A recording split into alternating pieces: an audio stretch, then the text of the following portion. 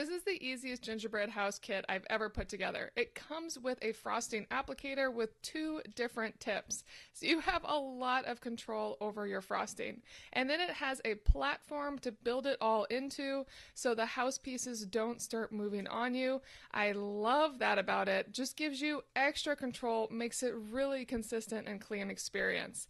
The next part I can't get over is how well it's all made. All the pieces came in perfect condition, really well packaged, and they just look fantastic, and they are exceptionally high quality. You can smell the quality gingerbread. It all is cooked consistently. The frosting tastes delicious, and all the candies are delicious too. Everything about this kit is quality.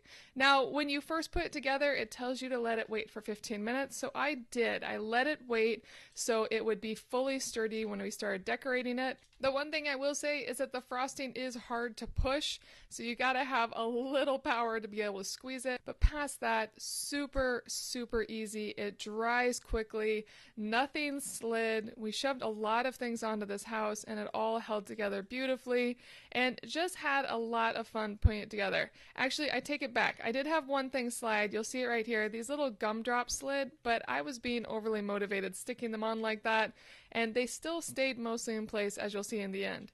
You also get this great little gingerbread man and a tree, which you can put on the house platform itself or wherever you want. In the end, you don't actually have to keep the house on the platform. It was more to help it dry in place, so I probably should have taken it off the platform, but I just built right into the platform, and we'll surround it with some fake snow so it looks good in the end. And then had so much fun adding fake snow with the star pipette on the top. Really, really fun, really messy, but it still was cool to do.